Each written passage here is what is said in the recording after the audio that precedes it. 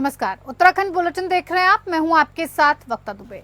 मुख्यमंत्री पुष्कर सिंह धामी की सुरक्षा में सचिवालय के बाहर तैनात फायर ब्रिगेड की गाड़ी में शॉर्ट सर्किट से अचानक आग लग गई। गाड़ी से धुआं निकलते देख फायर कर्मियों ने जल्द आग पर काबू पा लिया। हालांकि फायर कर्मी इसे एक सामान्य शॉर्ट सर्किट की घटना बता रहे हैं। मुख्यमंत्री की सुरक्षा में लगी फायर ब्रिगेड की इस गाड़ी में आग की घटना को सामान्य नहीं कहा जा सकता और ये सीएम की सुरक्षा में एक बड़ी खामी कही जा सकती है, बड़ी चूक कही जा सकती है।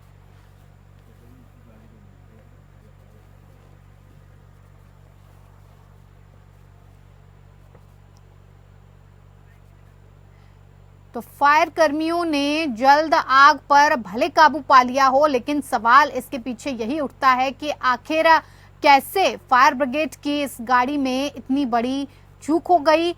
मुख्यमंत्री की सुरक्षा में लगी ये गाड़ी किस तरह से चूक साबित हुई है। ऐसे में ये सवाल लगातार उठ रहा है कि कैसे इतनी बड़ी चूक हो गई, इसके पीछे कौन जिम्मेदार है। और ये जो इतनी बड़ी घटना घटी है इसमें कुछ भी हो सकता था, क्योंकि मुख्यमंत्री के पीछे चलने वाली ये गाड़ी थी। ऐसे में मुख्यमंत्री की सुरक्षा के साथ ये साफ तौर पर खिलवाड़ है। इस गाड़ी में ये जो आग लगने की घटना है इसे सामान्य नहीं कहा जा सकता है। अब इस पूरे मामले पर क्या कुछ निकलकर सामने आता है ये देखने वाली बात होगी, लेकिन एक बड़ी खामी, सुरक्षा में चूक और लापरवाही इसे करार दिया जाएगा। आपको बता दें कि सीएम की सुरक्षा में फायर ब्रिगेड की एक गाड़ी तैनात की जाती है कि अचानक से अगर किसी तरह की कोई घटना घट जाए तो तुरंत उस पर काबू पाया जा सके। ऐसे में उसी गाड़ी में इस तरह की घटना सामने आ जाती है, इस तरह की चूक सामने आ जाती है, तो अब सुरक्षा कर्मियों के साथ साथ तमाम और जिम्मेदार लोगों पर इस पूरी घटना को लेकर अब जवाबदेही बनती है। और सवाल उठ रहे हैं कि आखिर कैसे इस गाड़ी में इस तरह से शॉर्ट सर्किट हो गया। क्या इस गाड़ी को पहले से पूरी तरह से चेक नहीं किया गया था? क्या कुछ मानदंड होने चाहिए उनको देखा नहीं गया था? क्योंकि मुख्यमंत्री की सुरक्षा में हर चीज को पहले नापा जाता है, परखा जाता है और उसे चेक किया जाता है कि किस तरह की सुरक्षा व्यवस्था मुख्यमंत्री के साथ रखी जाएगी, उसमें किसी तरह की कोई चूक ना रहे। इसी पर ज्यादा जानकारी के साथ हमारे संवाददाता आलोक सेमवाल लाइव हमारे साथ जुड़ गए हैं। आलोक, देखिए ये बड़ी घटना मानी जा रही है, इसे सामान्य नहीं कहा जा सकता है।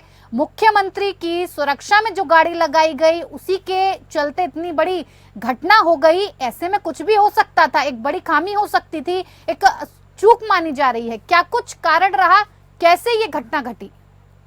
देखिए वक्ता, मुख्यमंत्री पुष्कर सिंह धामी की सुरक्षा में जो फायर ब्रिगेड तैनात की जाती है उसमें कल शॉर्ट सर्किट की वजह से आग लग गई। जो सुरक्षा कर्मी है उनका साफ तौर पर कहना है कि शॉर्ट सर्किट जो है ये अमूमन बात है, लेकिन सबसे बड़ी बात ये निकल कर सामने आती है कि जो ये शॉर्ट सर्किट जिस गाड़ी में हुआ है ये मुख्यमंत्री की सुरक्षा में तैनात थी। और खासतौर पर ऐसी गाड़ियों का विशेष तौर पर ध्यान रखा जाता है, क्योंकि अगर कोई घटना घटती है तो इस दौरान ऐसी गाड़ियों का ही उपयोग किया जाता है। अब सुरक्षा में तैनात इस गाड़ी पर अगर शॉर्ट सर्किट की वजह से आग लग रहा है तो कहीं ना कहीं ये मुख्यमंत्री की सुरक्षा में एक बहुत बड़ी चूक इसे जरूर कहा जा सकता है, क्योंकि या तो इस गाड़ी को पहले से चेक नहीं किया गया है, या तो ये गाड़ी इतनी पुरानी हो चुकी है उसके बावजूद इसे फिलहाल चलाया जा रहा है, क्योंकि नई गाड़ियों में अक्सर ऐसी चीजें निकलकर सामने नहीं आती हैं। और जब इतनी बड़ी बात निकलकर सामने आए कि मुख्यमंत्री पुष्कर सिंह धामी की सुरक्षा व्यवस्था में जो तैनात गाड़ी है उसमें इस तरह की घटनाएं होती हैं, तो कहीं ना कहीं प्रशासन और शासन पर भी सवाल खड़े होते हैं। हालांकि जो वहां पर कर्मी मौजूद थे उन्होंने इसे एक आम घटना बताया और उन्होंने ये कहा है कि अक्सर ऐसा हो जाता है। लेकिन सबसे बड़ी बात यही है कि जब इतने बड़े वीवीआईपी के सुरक्षा बल में इतनी चूक हो तो फिर आगे जो प्रशासन शासन की गाड़ियां हैं या जो आगे जो बाकी अन्य लोग हैं जो कि मंत्रिमंडल में है या शासन प्रशासन में या विधायक हैं, उनकी गाड़ियों में भी इस तरह की घटनाएं हो सकती हैं, जो कि एक चिंता का विषय है और एक जांच का विषय भी है। जी बिल्कुल आलोक, इसके लिए किसे जिम्मेदार ठहराया जाए? और रही बात आगे की, तो उसकी क्या कुछ प्रक्रिया चल रही है, छानबीन चल रही है, किस तरह की कार्रवाई इस सब पूरी घटना को लेकर की जा रही है? देखिए, अगर प्रक्रिया की बात करें तो इसमें साफ तौर पर जिस वजह से शॉर्ट सर्किट हुआ था उस पुर्जे को तो बदल दिया गया है। हालांकि आगे कोई ऐसी घटना ना हो इसके लिए फिलहाल जांच का विषय जरूर है, इसके लिए जांच भी की जा रही है और इसमें किसी को खैर जिम्मेदार तो नहीं ठहराया जा सकता है, लेकिन जैसे मैंने आपको बताया भी कि हो सकता है वो गाड़ी इतनी पुरानी हो गई होगी जिसकी वजह से ये शॉर्ट सर्किट की घटनाएं गाड़ी के भीतर हो रही हो, क्योंकि नई गाड़ियों में ऐसा देखने को नहीं मिलता। तो हो सकता है जल्दी इस गाड़ी को बदला जाए और मुख्यमंत्री की सुरक्षा व्यवस्था में कोई नई गाड़ी की तैनाती फिलहाल की जाए। जी बिल्कुल आलोक, आप हमारे साथ बने रहिए, आगे भी हम आपसे बातचीत का सिलसिला तमाम खबरों पर जारी रखेंगे। खबरों में आगे बढ़ेंगे। देहरादून स्थित पुलिस हेडक्वार्टर्स में कांवड़ यात्रा 2024 के परिप्रेक्ष्य में डीजीपी उत्तराखंड ने उत्तर प्रदेश, दिल्ली, हरियाणा, हिमाचल प्रदेश, राजस्थान, चंडीगढ़, जम्मू कश्मीर, पंजाब आसूचना ब्यूरो के अधिकारियों के साथ अंतर्राज्यीय समन्वय बैठक का आयोजन किया। बैठक में उन तमाम पहलुओं पर चर्चा की गई जो कि कांवड़ यात्रा को सुचारू और सुव्यवस्थित रूप से चलाने में महत्वपूर्ण साबित हो सकती हैं। वहीं इस यात्रा के दौरान डाक कांवड़ का आकार प्रकार भी तय किया गया है, जिसके अनुसार ही कांवड़िए डाक कांवड़ लेकर उत्तराखंड पहुंच सकते हैं। वहीं संवेदनशील क्षेत्रों में डीजे बजाने और यात्रा के दौरान हुड़दंग करने पर पुलिस की तरफ से वैधानिक कार्रवाई भी की जाएगी। और मुख्य रूप से कांवड़ मेला 2024 को लेके डिटेल में चर्चा हुई। क्या क्या चुनौतियां हैं, क्या क्या इनपुट्स हैं, क्या हमारा आकलन है, थ्रेट परसेप्शन है कांवड़ मेले को लेके। सोशल मीडिया स्ट्रैटेजी के बारे में भी चर्चा हुई कि किस प्रकार से कांवड़ मेले में कानून व्यवस्था, शांति व्यवस्था बनाए रखने के लिए सोशल मीडिया का बेहतर उपयोग किया जाए। कोऑर्डिनेशन बहुत इम्पोर्टेंट इशू था डिस्कशन के लिए। ट्रैफिक प्लान में हमारा किस तरह से कोऑर्डिनेशन रहेगा, बाकी और मैनेजमेंट में किस तरह से कोऑर्डिनेशन रहेगा, और मतलब यूपी के साथ तो हमारा अधिकारियों का भी आदान प्रदान रहेगा। यूपी पुलिस के अधिकारी हमारे जो मेन मेला कंट्रोल रूम होगा कांवड़ मेले का, उसमें उपस्थित रह के इसको मेले को सकुशल संपन्न कराने में हमारी मदद करेंगे। इसी पर ज्यादा जानकारी के साथ हमारे संवाददाता आलोक सेमवाल हमारे साथ लाइव जुड़े हुए हैं। आलोक, देखिए कांवड़ यात्रा 2024 को लेकर तैयारियां शुरू हो गई हैं। ऐसे में प्रशासन की तरफ से एक समन्वय बैठक का आयोजन किया। इस बैठक में तमाम पहलुओं पर चर्चा की गई। क्या कुछ वो पहलू रहे जिनका ध्यान रखने की कोशिश की गई है? साथ ही साथ तमाम दिशा निर्देश जिस तरह के जारी की गए हैं ट्रैफिक को लेकर, हुड़दंगों को लेकर, और तमाम जो संवेदनशील इलाके हैं वहां पर किस तरह से सुव्यवस्थित रूप से एक व्यवस्था होनी चाहिए, क्या कुछ मानदंड रहा और क्या कुछ निकलकर सामने आया, आपसे जानना चाहेंगे। और मानसून में सावन का सीजन भी इसको कहते हैं, सावन भोलेनाथ का सीजन है, और अक्सर ऐसा देखने को मिलता है कि उत्तराखंड में कांवड़ यात्रा इस सीजन में चलती है। तो कांवड़ यात्रा के लिए विशेष तौर पर अन्य राज्यों से कई लोग कांवड़ लेकर उत्तराखंड का रुख करते हैं, और इसी के तहत एक हाई लेवल मीटिंग रखी गई थी पुलिस हेडक्वार्टर देहरादून में डीजीपी द्वारा, जिसमें सभी जितने बाहरी राज्य के, चाहे हरियाणा की बात करें, पंजाब की, उत्तर प्रदेश की, इन सभी के जो संबंधित अधिकारी थे पुलिस के, वो इस मीटिंग में मौजूद रहे। और कांवड़ यात्रा को लेकर एक गहन चिंतन भी इसमें किया गया, एक दिशा निर्देश तय किए गए और एक रोड मैप भी तैयार किया गया कि आखिर कांवड़ यात्रा को इस साल किस तरह से सुचारू और सुव्यवस्थित रूप से पूरा किया जा सके। फिलहाल जो डीजीपी के साफ तौर पर ये निर्देश हैं कि कांवड़ में जो सबसे पहले जो डाक कांवड़ आता है उसका कई बार ऐसे देखने को मिलता है आकार जो होता है वो काफी बड़ा होता है, जिसकी वजह से ट्रैफिक व्यवस्था में काफी परेशानी खड़ी होती है। तो इस बार जो डाक कांवड़ का आकार है वो भी एक सुव्यवस्थित तरीके से रखने की बात की गई है, एक फिक्स आकार रखने की बात की गई है। साथ ही साथ कांवड़ यात्रा में जो डाक कांवड़ आते हैं उसमें डीजे भी बजता है। तो संवेदनशील इलाके होते हैं जहाँ पर अस्पताल हैं या जहाँ पर वृद्ध लोग ज्यादा रहते हैं, या फिर कई ऐसे क्षेत्र हैं जहाँ पर शांति ज्यादा रहती है, वहां पर डीजे को बजाने के लिए पूरी तरह से प्रतिबंधित कर दिया गया है इस बार। साथ ही साथ कांवड़ में ऐसा भी देखने को मिलता है कि कई जो है अराजक तत्व भी यहाँ पर मौजूद होते हैं, जो कि कहीं ना कहीं कांवड़ को बेकार करने का काम करते हैं, उसमें कहीं ना कहीं हुड़दंग मचाने का काम करते हैं। ऐसे लोगों को चेतावनी भी डीजीपी ने साफ तौर पर दी है और ये कहा है कि यदि कोई हुड़दंग मचाता हुआ कांवड़ में नजर आता है तो उस पर भी कठोर कार्रवाई का प्रावधान फिलहाल पुलिस विभाग द्वारा रखा गया है। जी बिल्कुल। अगर ट्रैफिक को लेकर बातचीत की जाए आलोक, तो किस तरह की व्यवस्था की गई है? क्या कहीं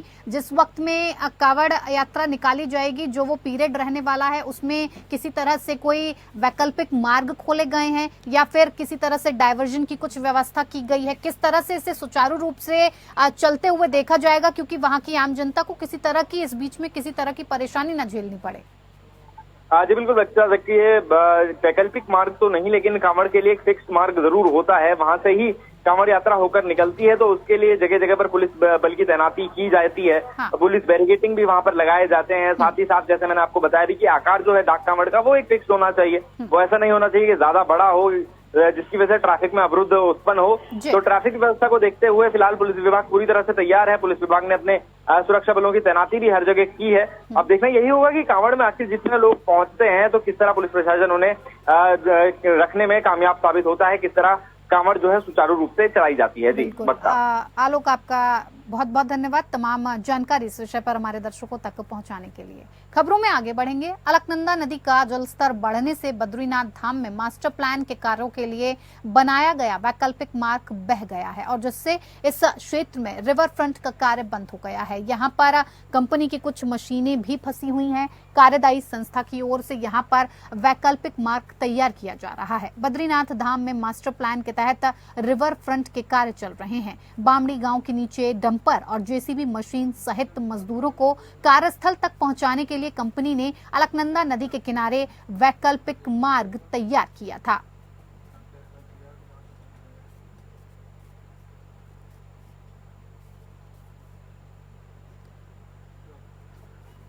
जल स्तर के बढ़ने से वैकल्पिक मार्ग जो बनाया गया था वो बह गया है। ऐसे में तमाम सवाल उठ रहे हैं। मार्ग बहाने से क्षेत्र में रिवर फ्रंट का फिलहाल जो काम था वो पूरी तरह से बंद कर दिया गया है। कंपनी की कुछ मशीनें भी फंसी होने की सूचना फिलहाल निकलकर सामने आ रही है। साथ साथ ये भी खबर सामने आ रही है कि बद्रीनाथ अलकनंदा का जल स्तर इतना बढ़ गया कि जो वैकल्पिक मार्ग बनाने की तैयारी की जा रही थी, जो वैकल्पिक मार्ग बनाया गया था, वो तो पूरी तरह से बढ़ते जल स्तर की वजह से ध्वस्त हो गया, बह गया। अब ऐसे में जो काम रिवर फ्रंट का आगे होना था उसे अभी फिलहाल बंद कर दिया गया है। तमाम मशीनों के फंसे होने की बात कही जा रही है। और बामड़ी गांव की अगर बात करें तो उसके नीचे जो डंपर थे, जेसीबी थी, उनके साथ साथ मजदूरों को भी कार्यस्थल तक पहुंचाने के लिए ये वैकल्पिक मार्ग तैयार किया गया था। लेकिन कुछ जिस तरह से ये प्राकृतिक आपदाएं हैं, जल स्तर ज्यादा बढ़ गया बारिश के चलते, ऐसे में ये वैकल्पिक मार्ग बह गया है और रिवर फ्रंट का काम क्षेत्र में फिलहाल बंद कर दिया गया है।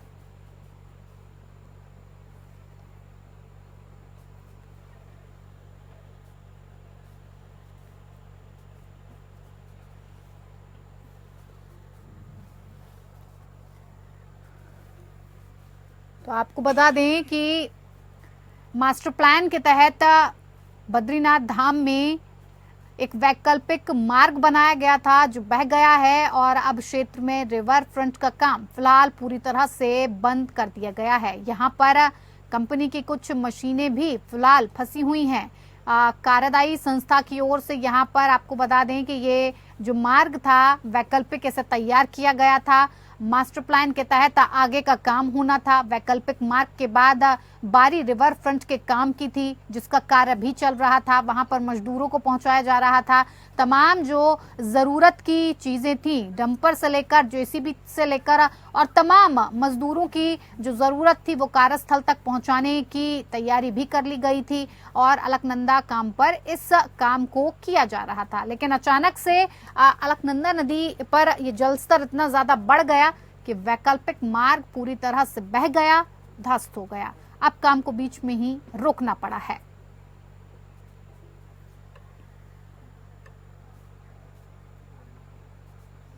बद्रीनाथ विधानसभा उपचुनाव को सकुशल संपन्न कराने के लिए सामान्य प्रेक्षक अनीता रामचंद्रन और जिला निर्वाचन अधिकारी हिमांशु खुराना की मौजूदगी में सोमवार को पीजी कॉलेज गोपेश्वर में जोनल और सेक्टर मजिस्ट्रेट सहित 464 पोलिंग कार्मिकों को दूसरा प्रशिक्षण दिया गया, जिसमें मतदान का सामान्य प्रशिक्षण और ईवीएम और वीवीपैट का व्यवहारिक प्रशिक्षण शामिल है। 2 दिवसीय प्रशिक्षण कार्यक्रम में 920 कार्मिकों को प्रशिक्षण दिया जाएगा। पहले दिन सोमवार को 116 पोलिंग पार्टियों के 464 कार्मिकों को प्रशिक्षण दिया जाएगा, जबकि शेष 114 पोलिंग पार्टियों के कार्मिकों का दूसरा प्रशिक्षण आज होगा।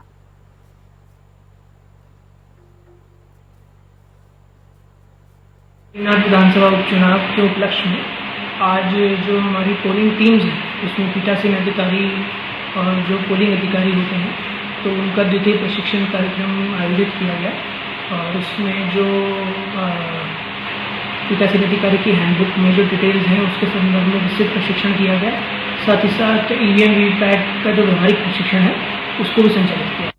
गदरपुर थाना परिसर में नए कानून लागू होने के पश्चात एक संगोष्ठी का आयोजन किया गया, जिसमें थाना अध्यक्ष और अन्य सब इंस्पेक्टर ने उपस्थित लोगों को नए कानून के लागू होने की जानकारी दी और विस्तार से समझाया। इस मौके पर बोलते हुए थाना अध्यक्ष जसबीर सिंह चौहान ने ये कहा कि कुछ कानूनों में बदलाव हुआ है, धाराएं बदली गई हैं और उसके लिए एक गोष्ठी का आयोजन किया गया था, जिसमें क्षेत्र के लोगों को बुलाकर जानकारी उपलब्ध करवाई गई है।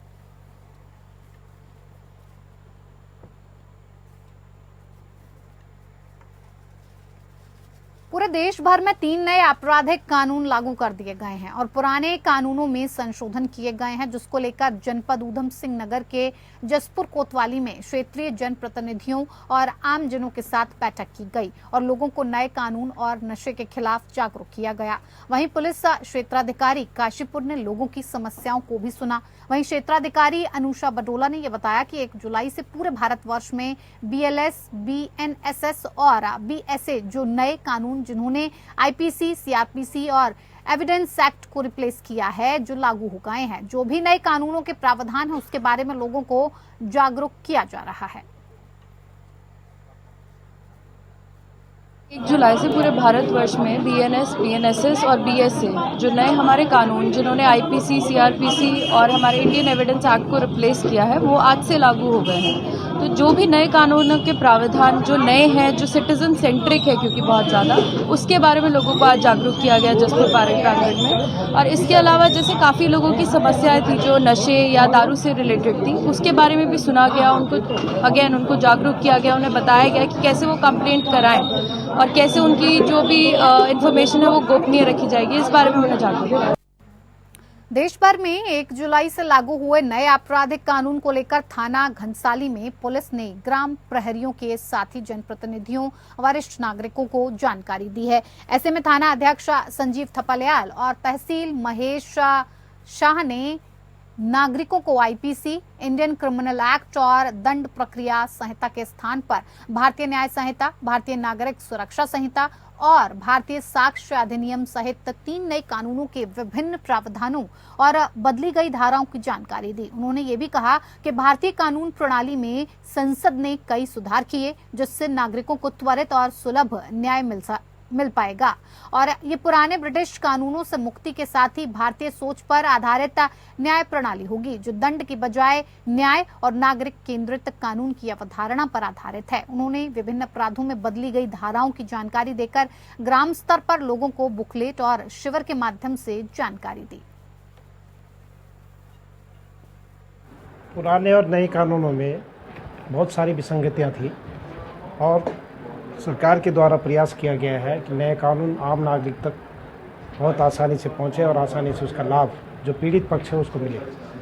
और इसी परिप्रेक्ष्य में आज 1 जुलाई सन 2024 से अब जो हमारे पुराने कानून है वो सब बदले गए हैं और नए कानून लागू होंगे आज से। तो इसके लिए जागरूकता शिविर हमारे आदरणीय थपलियाल जी जो हमारे थानाध्यक्ष घनसाली हैं, उन्होंने यहाँ पर जागरूकता शिविर आयोजित किया। उसमें बड़ी गोष्ठी इसमें हुई है, विचार विमर्श हुआ है और ये उम्मीद की जा सकती है कि नए कानून से आम आदमी को सस्ता और सुलभ न्याय की अवधारणा जो है वो साबित होगी। ऊधम सिंह नगर के जाफरपुर स्थित खेत में एक विशालकाय अजगर देखने से हड़कंप समझ गया, जिसके बाद देखते ही देखते खेत के गांव वालों का जमावड़ा हो गया। अंदाजा लगाया जा रहा है कि खेत के पास छोटी सी नदी है, नदी के रास्ते कहीं से खेत पर आ गया है। वहीं इस अजगर को रेस्क्यू करने वाली टीम ने ये बताया कि ये एक मादा अजगर इंडियन रॉक पाइथन है और इसका वजन लगभग 15 से 20 किलो है और इसकी उम्र लगभग 2.5 साल है और इसके काटने से गहरा जख्म हो जाता है। बाद में इस अजगर को पकड़कर जंगल में छोड़ दिया जाएगा।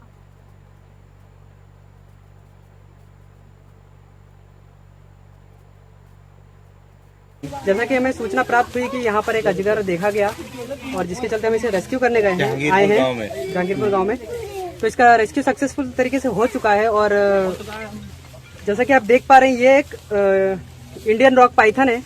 इसकी लंबाई लगभग 18 फीट तक बढ़ सकती है और वजन लगभग 1.5 क्विंटल क्या तक भी उसके मुंह में दांत बढ़ भी, सकता है। आप कह रहे थे कि दांत है इसके हाँ, मुंह में हाँ। करीब हो सकते हैं, जैसा कि जरा हमारे इसके बारे में दर्शकों थोड़ा बेसिक जानकारी आपको दे दूं। जी ये सांप नॉन वेनेमस होते हैं, लेकिन इनके मुंह में लगभग 180 तक दांत हो सकते हैं, जिसके कारण इसके काटने पर बहुत बड़ा और क्या कहते हैं, बहुत ही खतरनाक घाव बन सकता है। जख्म। हाँ, जख्म बन सकता है। ठीक है, मैं जहांगीरपुर का वासी हूँ। ये हमारे तो खेत में दोपहर को मेरे बंदे कर्मचारी का फ़ोन आया कि आपके खेत में ज़रा सांप अजगर दिखाई दिया है।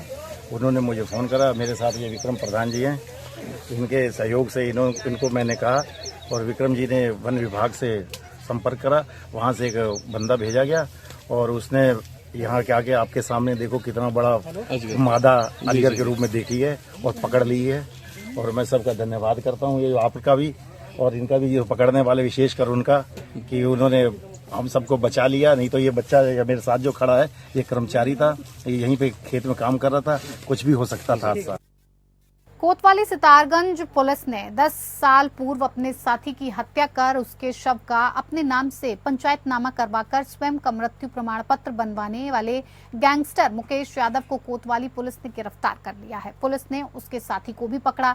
एसएसपी मंजूनाथ टीसी ने वारदात का खुलासा करने वाली टीम को 2500 रुपए का इनाम देने की घोषणा की। वहीं एसएसपी मंजूनाथ टीसी और एसपी सिटी मनोज कत्याल ने वारदात का खुलासा करते हुए ये बताया कि मुकेश यादव ने 29 जुलाई 2015 को अभियुक्त मुकेश यादव अपने ही गांव में रहने वाले मनिंदर उर्फ मनी की सितारगंज क्षेत्र में हत्या का शव को वाहन से बुरी तरह से कुचलवा दिया। इसके बाद हत्या को दुर्घटना का रूप देकर अपनी पहचान मिटाने के लिए षड्यंत्र में परिजनों को शामिल कर लिया। शव को अपनी पहचान देने के लिए उसके कपड़ों में अपना आधार कार्ड व एक डायरी रखी, जिसमें अपने परिजनों का नंबर दर्ज कर दिया। घटना की जानकारी के बाद परिजनों से खुद के रूप में शव की पहचान कराई, पंचायतनामा और पोस्टमार्टम कराकर उसने स्वयं का मृत्यु प्रमाण पत्र बनवाया। पुलिस की जांच में खुलासा हुआ कि मुकेश यादव पर कई कंपनियों के कर्ज थे। इसके अलावा उसके ऊपर यूपी में कई मुकदमे दर्ज थे। उस पर गैंगस्टर की कार्रवाई भी हुई थी। उत्तर प्रदेश क्षेत्र में अपने ऊपर चल रहे विभिन्न अभियोगों को बंद करवाने के उद्देश्य से उसने ये पूरा षड्यंत्र रचा। बाद में उसने आधार कार्ड, ड्राइविंग लाइसेंस, पासपोर्ट और अन्य अभिलेखों में अपना नाम मुनीश यादव दर्ज कराकर जिला शाहजहांपुर में रह रहा था। शाहजहांपुर पुलिस ने मुखबिर की सूचना पर साल 2022 में गिरफ्तार किया। पूछताछ में उसने बताया था कि सितारगंज क्षेत्र में किसी अज्ञात व्यक्ति के शव को अपनी पहचान देकर स्वयं का पंचायतनामा कराकर अपना मृत्यु प्रमाण पत्र बनवाकर अपने कागजातों में अपना नाम मुनीश यादव दर्ज करा लिया है।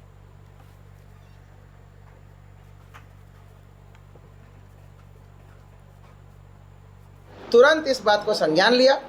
ये चाहे कुछ भी हो, किसी का आदमी का तो जान गया है, वो एक्सीडेंट तो बिल्कुल नहीं होगा। तो हमने तत्काल जो है हत्या का धारा पंजीकृत करके 302 की धारा आईपीसी का धारा पंजीकृत करके अज्ञात के खिलाफ या फिर जो है 22 दफा इन दोनों के नाम खोलते हुए हमने तत्काल हत्या का मुकदमा दर्ज कर दिया। ब्रिजवाल और उसकी पूरी टीम को एक्टिवेट कर दिया गया है। आईओ यहाँ पर ब्रिजवाल है। ब्रिजवाल के नीचे जो है बहुत अच्छी टीम काम कर रही है, जिसमें जगदीश है और आपका कौन है, कविंदर है, दानू है एएसआई और सुरेंद्र प्रताप बिष्ट है। तो ये सब लोगों ने बहुत कड़ी मेहनत करते हुए पूरी टीम ने मैनुअल, टेक्निकल और सर्विलांस के माध्यम से घेर घोट के इस अभियुक्त को पकड़ लिया, जो फिर से चकमा देके इधर उधर फरारी काट रहा था। देन सख्त पूछताछ में पूरी कहानी निकल के आई। वास्तविकता यह है कि ये जो मुकेश यादव है, इसके पास एक मनिंदर उर्फ मन्नी। विश्व धरोहर फूलों की घाटी में पिछले वर्ष की तुलना में इस वर्ष पर्यटकों की तादाद में इजाफा हुआ। जहां पिछले साल 1 जून से 30 जून तक का 2086 पर्यटक फूलों की घाटी में पहुंचे थे, इस साल 1 जून से अब तक का 3608 पर्यटकों ने घाटी का दीदार कर लिया है, जिसमें पिछले साल 26 विदेश पर्यटक पहुंचे। इस साल 32 विदेशी पर्यटक फूलों की घाटी का दीदार कर चुके हैं। घाटी में सबसे अधिक देसी और विदेशी पर्यटक जुलाई व अगस्त माह में पहुंचते हैं। इन दिनों घाटी विभिन्न प्रजाति के फूलों से सजनी शुरू हो गई है। घाटी में इन दिनों ब्लू पॉपी, ब्लू सहित निम्न प्रजातियों के फूल खिले हुए हैं।